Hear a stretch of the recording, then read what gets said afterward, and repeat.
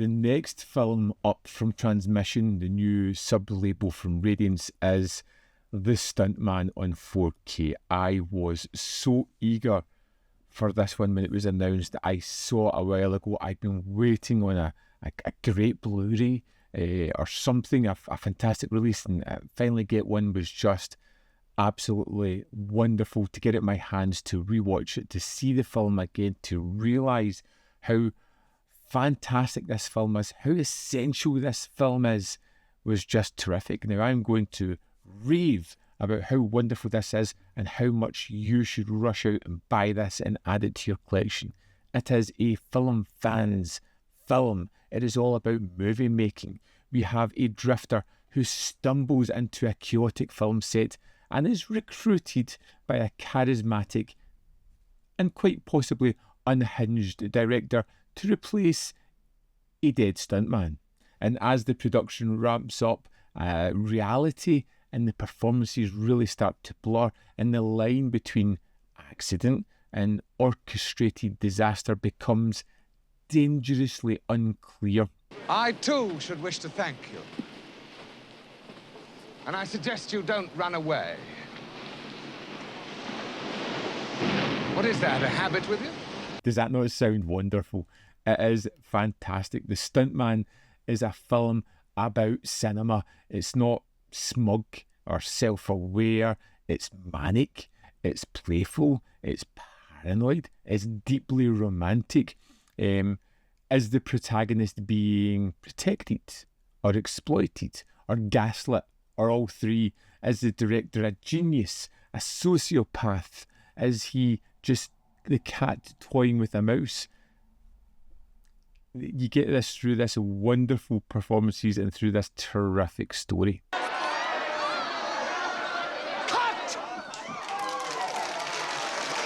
Now, we got through the door.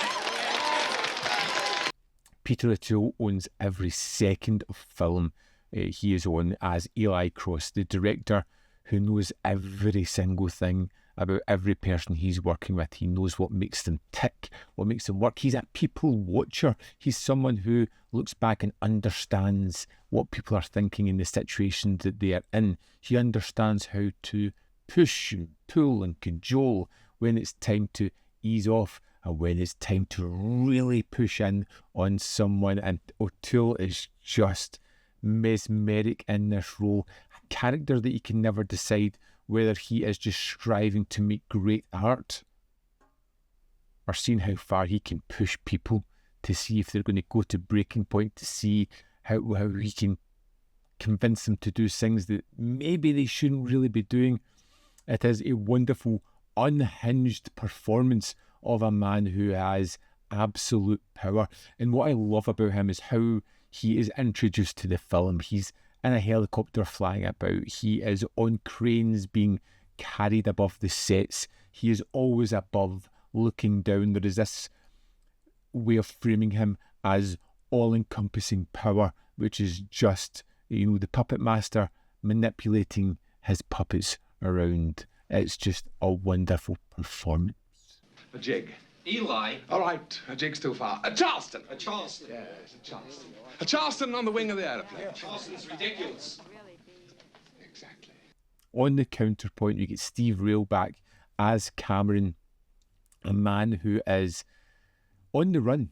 We don't know from what. We know there has been some situations. You get a little bit of his history throughout the story, but he is a man who is anxious. He's on tenterhooks. He's waiting on the other shoe to drop. He's been taken in by this film crew, but he's being made to do things that he never thought he'd do.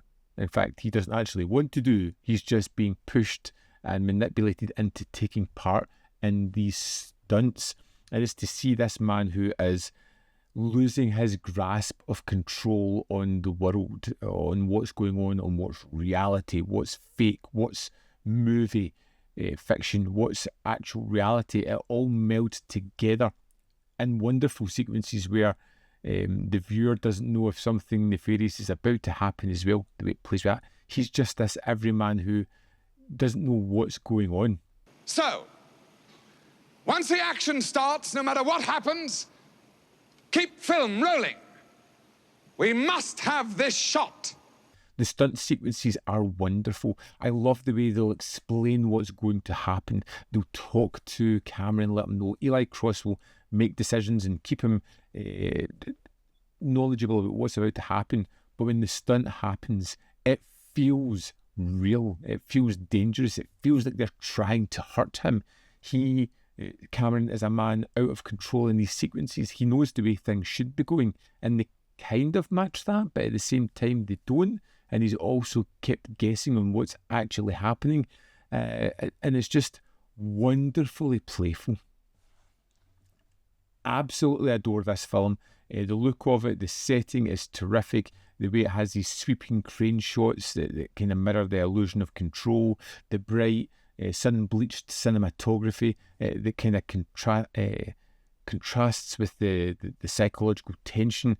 The playful, really self-aware script is way better than it has any right to do, and the performances that are heightened theatrically without really losing the credibility. just wonderful. 5 out of 5, must-own kind of film. Let's dive into the disc and have a look at the extras. Here we are in the disc for the Stunt Man. Let's go to the special features. First up, we have the audio commentaries. We have 2 here, one with writer and director Richard Rush, with Peter O'Toole, Steve Railsback, Barbara Hershey, Alex Rocco, Sharon Farrell and Chuck Bales. The second is a new commentary with critics Monica Castillo and Christina Newland. The sinister saga of making the stuntman.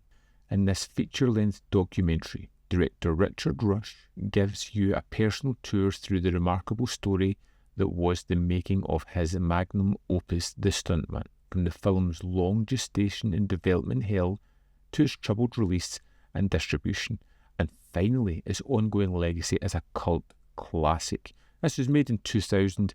It's got a runtime of 1 hour 54 minutes and 21 seconds. It's incredible. It's so fun, so engaging, and just an absolute wonder. A standout for me on this disc. Next we have Chuck Bale.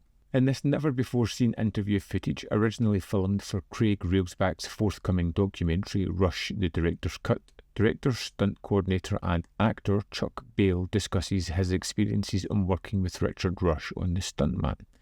Compiled and edited exclusively for Transition in November 2025. It runs for 10 minutes, 6 seconds. It's a great talking head, how he got into the business, how he made it into this film, his kind of acting pedigree and the joy that he had with working with Richard Rush. Next we have the maverick career of Richard Rush. In this archival interview, director Richard Rush discusses his unique and varied career in Hollywood, from working with Roger Corman at AIP to his commercial breakout with Freebie and the Bean, to life after the stunt. This was made for Severin's release in 2011. It's got a run time of 34 minutes 18 seconds, and it's a good talking head. It's not the best interview on this set. There is a lot of great information here, but some of it is repeated from the documentary aspect. Next we have Peter O'Toole on The Stuntman. In this archival interview, legendary actor Peter O'Toole recalls his experience working with Richard Rush on The Stuntman and his iconic portrayal of Eli Cross. Again, filmed for Severin Films in 2011, it has a run time of 18 minutes and 46 seconds, and it's got Peter O'Toole talking about how wonderful this film is, how great a character it was, and talks a bit about his career as well, and it's just great to see him still loving this film and character. Next we have Devil's Squadron, Steve Railsback and Alex Rocco. In this archival interview, actor Steve Railsback and Alex Rocco discuss meeting on The Stuntman and their experiences working on the film, which was the start of a lifelong friendship. Again, for Severin Films in 2011, it's got a run time of 18 minutes 59 seconds, and it's like a double act. It's tremendously fun. They're charismatic together, they bounce off each other really well, and are obviously really proud of the film. Next we have Barbara Hershey on Nina Franklin. Barbara Hershey recalls her work on The Stuntman as Nina Franklin, from her experiences working on the set to how it would go on to influence her career. Again, this was recorded for Severin. It's got a run time of 14 minutes 27 seconds. I think what comes across most here was her absolute passion to get this film, her dedication to really push for the role. It was something very different and something that's very memorable, and she's very proud of it, and you can see that in the interview. Next we have the New Beverly Q&A. This is a filmed Q&A session. We've got Richard Rush, Steve Railsback and Barbara Hershey taking questions from the audience after a 2011 screening of The Stunt Man at the New Beverly Cinema in Los Angeles. And this runs for 17 minutes, 18 seconds. It's your kind of typical Q&A. There are deleted scenes that run for 5 minutes 55 seconds, a trailer that's 2 minutes 5 seconds long, and we have a 40-page booklet that has some various essays like All the World's a Stage, Richard Rush's Stunt Man by Adam Naiman, an interview with Richard Rush by Kenneth Turant, and Fall Guys, The Ballad of Forgotten Men by Brandon Struznig. And that's the extras for The Stunt Man. Now, the 4K on this looks exceptional. I've seen it before, and it was a good copy, but this is just wonderful. It just, because I love the film so much, it just heightens everything. It made everything just a little bit cleaner, sharper for me. The Stunt Man is one of the great films about filmmaking. It's anarchic, it's intelligent, it's endlessly rewatchable. It manages to critique the industry while celebrating its madness, exposing its illusions while still embracing the thrill of filmmaking.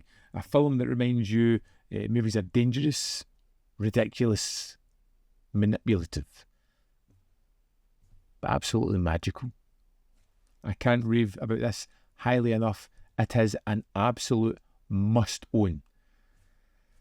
I'd love to know your thoughts on The Stunt Man if you've seen it before. Do you love it like me? Do you hate it? Do you find yourself somewhere in the middle? Let me know your thoughts in the comment box below. As always, there is more content up here where you can see more of my stuff. In the description box are links to Patreon, membership program and manvfilm.com, always in which you can support me. Thanks for watching, and I'll see you next time.